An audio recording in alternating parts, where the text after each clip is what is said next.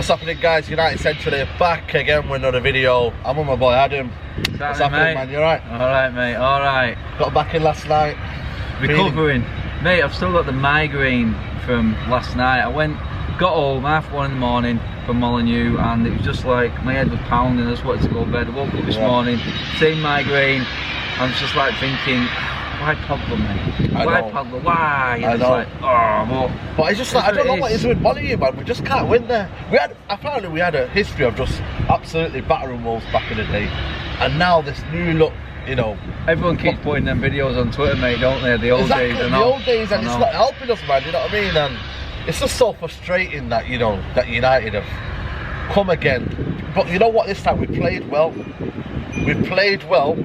And we've tried to get a victory, but it just hasn't worked out, has it? No, we controlled the game completely. For me, without being spectacular, we was in complete control of the game. Possession, the stats. I looked at the stats. Stats say here, stats 65% possession, duels won, 61% aerial duels won. You know, we've had more shots. Everything was there for us, you know, to take it. If you look at it, the tactical lowdown, if you want to call this video the tactical lowdown, but we had everything there to win the game. We just couldn't do it. No, it was a case of everything but the finish, wasn't it? Yeah. It was like we defensively absolutely rock solid, never in trouble. Never. Nothing clear cut. And Maguire, we spoke last night doing the fan cam, everyone was just completely happy with the back line. Shaw got rinsed a couple of times in the second half. Tell me about that. That was a good tactical thing from Suso, the manager. That's what Ollie's got to learn. Doherty wasn't getting anywhere with Shaw. No. But on Traore, he thought to himself, if I've got three at the back, why can't I let Traore go? And for large parts of the game, first half for me, we played well, but I felt like there was just no killer cuntness about us. We tried to go in for the second goal, but it's as if we tried and tried until that chance Martial had. Yeah. Bang, what a goal that was. Unbelievable. I was right at the other end of the stadium and I could see it. And we talked about it in depth. You go on about Shaw again there. It was probably the one time it was like Shaw of the past. Go. In, straight in, right behind the lines. And they all risked it. Did you see that though? Yeah. Is that something that worked on the training ground? My comment, I did it in the player ratings and I said, Shaw, he's looking worse now because of Aaron Wan-Bissaka. The fullback dictates what that forward and that winger does. If he goes forward, it forces the team forward. They follow. He's the last line of defence and they're following him, they're backing him up, and that was the one time that he went in. It's a goal. He's done it he did it last year against Wolves as well. He had one flating run, just a consolation run, and we scored from Rashford. Exactly the same. And that it was a quality goal from Martial. He was our best forward yesterday by a mile for United, and it just got to that final third, and he was like, why isn't everyone on that same wavelength? Martial was on that different cut. He was a different level yesterday to the others going forward. Lingard, no. Rashford, no. It wasn't happening, and you could see. Feel like headless chickens a little bit. Energy was there and good. Energy was there. That's a problem for me, which maybe Ole Gunnar Solskjaer needs to sort this out. The energy's there, but is the forward thinking there to get in the right position? You seen in the first half, you know, Lingard and Martial were pressing the centre backs. You can see that the game plan. I felt like second half we stepped off that kind of thing. You know what I mean? Jesse Lingard wasn't finding the runs. You know, Martial's getting a bit isolated. You know, Adorma. I feel like Rashford was looking at Adorma's pace on the second half, but it just, you know, it's frustrating. And you know, Pogba had the penalty. What do you make of that? You know, all the stuff that's going on. Should he have took it? Should he have took it? For you, does it matter though, or was it the case of Rashford should have took it? No, mate, I was big on it last night. I was full on, and I fully blamed Ole. I went straight in on Ole, and I was adamant. I was like, you have a penalty taker. Yeah. You don't come out and say you've got two penalty takers and they decide between themselves. Exactly. You're in control of them. Exactly. And then it just brings up rumours and everyone starts talking. I heard it on the radio today. People going on, Ollie just being soft with Pogba again. He's giving him what he wants, letting him have a bit of control. It's like, I won the penalty, so I should take it. It got to the point where Daniel James, I don't know if you've seen it, guys, but Daniel James was like, are you sure, Rashford? You're the one that's penalty taker. You could see it, we were right there, you could see him talking. It's a bit embarrassing, you know. I said it, I was literally there filming, I was just like, I'm glad I turned my camera around, because I was like, why has he changed? And my face, mate, it would have told 1,000 pictures. I was like, as soon as Pogba picked it up and there was a big delay, Yeah. And I'm just like, I was like, good save nonetheless. You got to give Patricio the back, but I just feel like Rashford would absolutely destroy that. You know what I mean? Pogba's missed forward and the penalties, and then for me after that, I feel like Ollie just sat back and went for the draw. He brought on a substitution too late. What do you reckon? Making that Mason Greenwood last 5 minutes, he's not going to do anything. No, mate, I was totally on that. I made everything else that Ollie did last night. Tactically, he nailed it. We controlled the game. Second half, he should have been ready for Wolves. Yeah. We knew what was coming. He seen Traore coming on. Exactly. The players should have took it upon themselves to realise, look, we've got Traore coming on here. We know what's coming. Exactly. Let's get prepared. Let's double up down that left flank, because Shaw, he's not going to be able to handle him, and he didn't. And then, like you said, late substitutions. Yeah.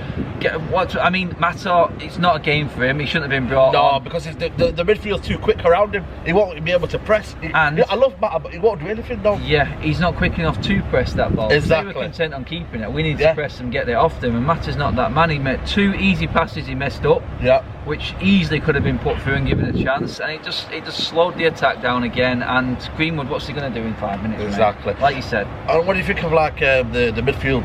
Pogba and for me, for large parts of the game, there was a bit of element of dictating the play, but just not enough killer pass. And Mctominay gave the ball away so many times. It was atrocious, man. But McTominay was poor yesterday. He was poor against Chelsea, and I know he's there to do a job, and he's all right at doing that job. Is he a limited player too? He is limited. I said it last night. He is he's the Phil Neville, the Darren Fletcher of the modern game. The only difference is, them 2 players had a great team around him. Exactly. McTominay is a job player, and by that I mean he comes in and does a job like Fletcher or Neville. Yeah, exactly. Ji-sung Park, to a certain extent. You need them players. Gary Neville said you need them players in your team, but you need a team for them players to go into and do that job. He can't be your sole person to say, listen, I want you to dictate the game. You can't do it, and we missed out on Bruno Fernandes, and now it's showing clearly evident we needed that killer pass, and we couldn't provide it. You know what I mean? It'd be interesting to see the stats on the key passes last night. Well, we'll look at it now. I don't know if there was any key passes. Who made a key pass apart from the goal? No, not really. Pogba made his own chance in the penalty. Pass accuracy in the own half, 56%. Successful crosses are only 23%. That was a big for me one. Is alarming. That said it all about James's performance. I said last night, I think I give James a 6 out of 10 last night. You know what? Because it was poor for me. It was poor. Better defensively last night than he was going forward. And I'm like, do we need that though? Do we need that? That's a problem. I was got Wan-Bissaka to do that. I understood why James was coming in, but then when it was clear and obvious that Wolves were going to sit back with 2 banks of forward, there was no space for James around the back. And that's his game gone. That's it. Nullified. He got in a couple of times, but he's still working on his end product yet. He's got to get used to it. He's got to get used to the forwards movements, but he needs space in behind. Chelsea, perfect game. Perfect game. Teams that are coming on, but Wolves, they just don't. They're waiting on a mistake and they're waiting for a counter. For me, it's anti-football, man. It's Atletico Madrid. Each of their own, and I'm not disrespecting Wolves fans here. But that is just, I don't know, man. If that's how they get the points against top 6, but I feel like they'll struggle this year because of the Europa League and the fact that they can't do that to teams anymore next season. You know, the teams that are below them, like say Leicester or I don't know, Newcastle. You know, teams that will go at them. Well, what are they going to do then when they concede goals in 5 minutes? I have a few who subscribe to my channel. There's a lot come on with the comments. There's a lot of comments who came on, the Wolves fans, and they're all good. I like the Wolves fans. They're realists. And one of them asked me if you think we could be Wolves being the team that break into that top 6. So like, to break into the top 6, you have to be able to play the same that you do against the top 6. That's it, against the lower teams. Yeah, 100%. And that's where you're going to struggle. 100%, because you haven't got the team to play the smaller teams in a way. You haven't got them to break down everywhere. You're pretty much like us right now. 100%. We're a counter-attacking team, the way we set up, similar to Wolves. I just think they've got more technicals in their midfield than what we have. I mean, I take some of their midfielders. What would we give for me? What would we give for a Neves? I mean, he's the perfect player for us, isn't he? Really where was the defending then? Who was marking up Neves? Yeah, and I mean, I know there was, you know, we just had a what's it called? Charged him, didn't they? Exactly. And when the realisation kicked in that we've been done here. We've not been watching and defending properly. 3 of them charged out, but there was one spot. There was one tiny little target in that goal, an angle that he could hit, and he nailed it.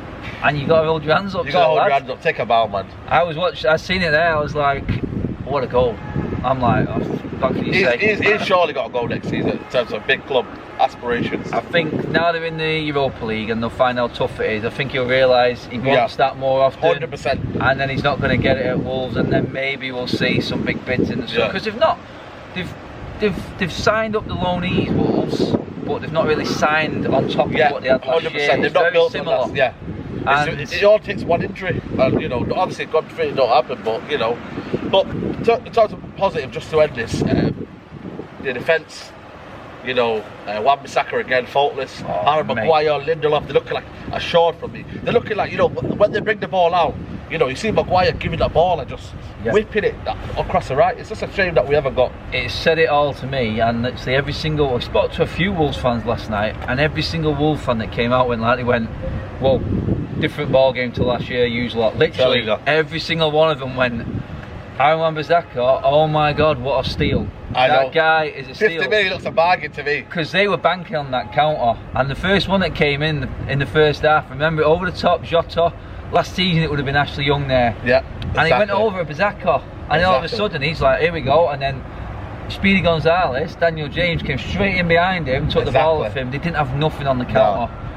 That was their game, and then the Wolves fans just went, and you could hear it in the crowd, you could hear it was like, well, hang on, this isn't going to go like it has gone this week, so we're going to need something special. Granted, they got it, but that defence, like you said, the balls that Maguire and Lindelof were... Different gravy, isn't it? Maguire will make Lindelof a better player. I said this last night.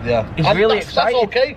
He's excited, Lindelof. You can see the excitement in his game, and he makes the odd little mistake here and there, but he's not used to playing with a decent defence. He's used to sideways Smalling. And do you know what? Fair play to Oliver Solskjaer. No Smalling and Jones in the lineup. Again. In the squad. Matic on the bench, not even had a sniff in 2 games. And I just know that McTominay's playing bad now, and if we come back and it's like, Ollie's not got to do that. I'd give a 6 out of 10 for McTominay for keeping Matic out of the team. That's the job done, isn't it? It was like he's trying his, and he's an engine. And like we said, he's a job player. For our midfield to work, because we're so threadbare and we haven't got pure quality, there's Pogba aside, all of them have to be bang on. None of them can have an average game, otherwise we struggle. We're struggling 100%. And if we're not clinical, because we're not creating loads of chances, then we're not going to get the wins. No. Chelsea 5 shots, 4 goals. Last night should have been 2 shots on target and 2 goals. We missed the penalty. Is that already a sign for you that we're not creating as much chances? It is, but I've come to accept that this is what the season is going to be. Because I can't expect that midfield. Their capabilities are very limited. We know. Without Pogba, there's nothing there. We know which one of them midfielders is going to get better this year and surprise us. Maybe Fred, second season syndrome. We know about everyone else. The squad. We know everyone else's capabilities. So really, a lot of United fans are accepting the fact that, right, okay, the forward line has to really be on point this season. So far, Martial's looked it. I'm happy with that. Rashford had a bad one last night, but is that partnership with Martial going to keep getting better and better as long as Ollie keeps starting them? You know what I mean? He's got it looks like Sanchez is going, so there's going to be no one to come in. As much as I want Sanchez out, it's one of them, no last 20 minutes, you know, bring him on. Is it worth? He might have done something, but then again, we'd have all started moaning later on this season. We should have got rid of him. You should have got rid of him.